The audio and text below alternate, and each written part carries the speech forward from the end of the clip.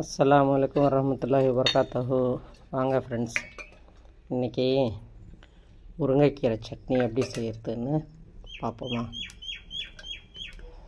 பாருங்கள், 2 ஸ்பூன் எண்ணெய் ஊற்றிருக்கேன். போட்டு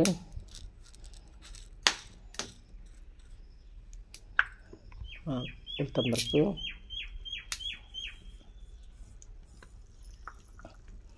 பாசிப்பருப்பு.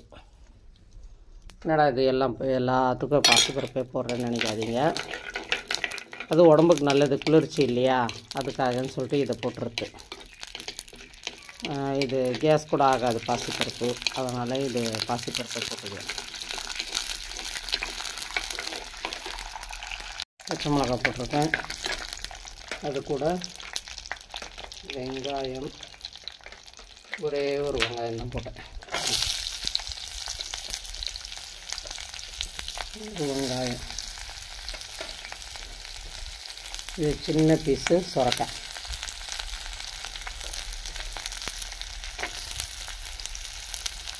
ஓகே,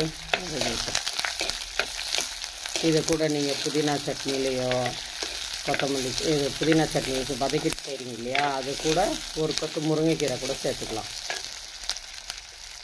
என்னங்க பண்ணுறது, பசங்க சாப்பிடாத பிள்ளைங்களுக்காக இப்படியெல்லாம் செய்ய வேண்டியதாக இருக்குது. ஒரே ஒரு தக்காளி, அவ்வளோதான். இது கொஞ்சம் நல்லா வதங்கட்டும்.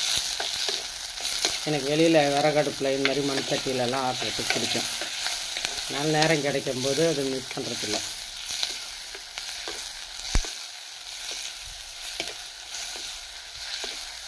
இது கொஞ்சம் நல்லா வதங்கட்டும். இது மாதிரி வதக்கிட்டு நம்ம எதுவாக இருந்தாலும் சட்னி, இது கூட கொஞ்சோண்டு புளி மட்டும் போட்டுக்கணும், நல்லாயிருக்கும் சட்னிக்கு. க்ளீன் பண்ணி கழுவி வச்சுருக்கேன். கொஞ்சம் புளி தான் இது. நம்ம காரத்துக்கு ஏற்ற மாதிரி பச்சை மிளகாய் இதெல்லாம் போட்டு நல்லா வதக்கிட்டு, கீரையும் இதிலே போட்டு வதக்கிடணும். வதக்கிட்டு ஆற வச்சு நம்ம மிக்ஸி ஜாருக்கு மாற்றி சட்னி அரைச்சி அதில் கொஞ்சோண்டு கடுகு போட்டு தாளித்து மேலே கொட்டிக்கலாம். நல்லாயிருக்கும். சப்பாத்திக்கு சாப்பிட்லாம், தோசைக்கு சாப்பிட்லாம், சாதம் கூட போட்டு பிசைஞ்சு சாப்பிட்லாம். சும்மா ஒரே ஒரு கொத்தி கீரை.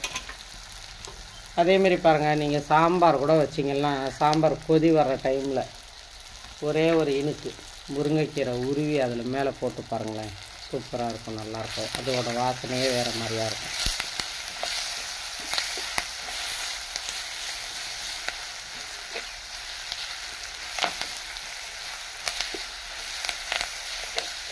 கொஞ்சம் நேரத்தில் வதங்கணும், ரொம்ப வதங்கக்கூடாது.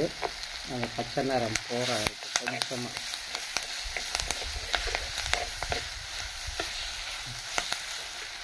இப்போ தான் பச்சையாக அரைச்சா கீரை வளவளப்பு தன்மை கொடுக்கும்.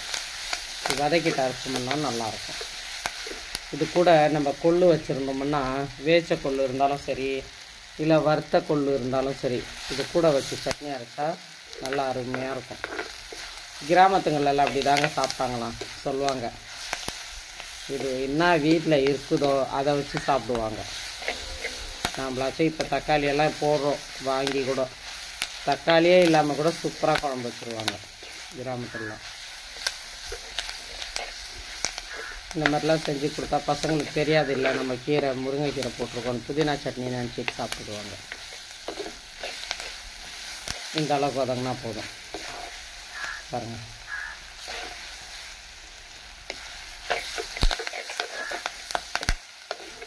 அவ்வளோதான். இந்த அளவுக்கு வதங்கினாவே போதும். வாங்க அரைச்சிட்டு வந்து பார்க்கலாம். சட்னி தாளிப்பு கொஞ்சம் போட்டுக்கலாம். சட்னி அரைச்சாச்சு, தாளிப்பு கொஞ்சம் ஒரு 1.5 ஸ்பூனுக்கு போட்டுருக்கேன். எண்ணெய் தாளிப்பு போட்டுக்கலாம். எண்ணெய் சூட வச்சு கடுகு மட்டும் போட்டு தாளிக்கலாம். கடுகு பொரியட்டும்.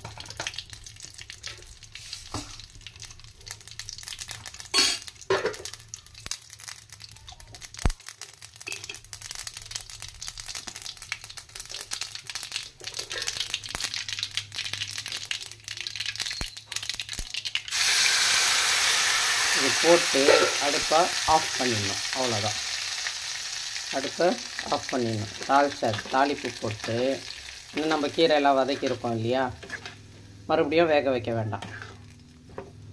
அதே போதும், அந்த வதங்குனதே போதும். நல்லா கலந்துட்டு டேஸ்ட் பண்ணி பாருங்கள் ஃப்ரெண்ட்ஸ். நான் தாளிக்கிறதுக்கு முன்னே டேஸ்ட் பண்ணிட்டேன். சூப்பராக இருக்குது. நீங்களும் இதேமாரி செஞ்சு பசங்களுக்கு கொடுங்க. எப்படி இருக்குன்னு பாருங்கள். இதேமாரி டிஃபனுக்கு தோசைக்கு தான் செஞ்சுருக்கேன். நீங்களும் இது பசங்களுக்காக சப்பாத்திக்கும் செய்யலாம், தோசைக்கு, இட்லிக்கு, சாப்பாட்டுக்கு கூட தொட்டுக்கலாம். நல்லாயிருக்கும். நீங்கள் சாப்பாட்டில் கூட போட்டு கிளறி கொடுங்க. எல்லோரும் நலமாக இருக்க வேண்டும் என்று அல்லாஹ்விடம் துவா செய்கிறோம். அஸ்ஸலாமு அலைக்கும் வரஹ்மத்துல்லாஹி வபரகாத்துஹு. லைக் பண்ணுங்கள், ஷேர் பண்ணுங்கள், சப்ஸ்கிரைப் பண்ணுங்கள், பெல் பட்டனை தட்டி விடுங்க. ஃப்ரெண்ட்ஸ் 113 பேர் இருக்கீங்க எனக்கு ஃப்ரெண்ட்ஸு. நீங்கள் எனக்கு இதிலேருந்து என்ன குறை என்னன்னு சொல்லிவிட்டு எனக்கு மெசேஜ் பண்ணுங்கள். நீங்கள் கமெண்ட் பண்ணுங்கள். எனக்கு கமெண்ட் பண்ணால் தான் எனக்கு தெரியும். தயவு செஞ்சு கமெண்ட் பண்ணுங்கள் ஃப்ரெண்ட்ஸ்.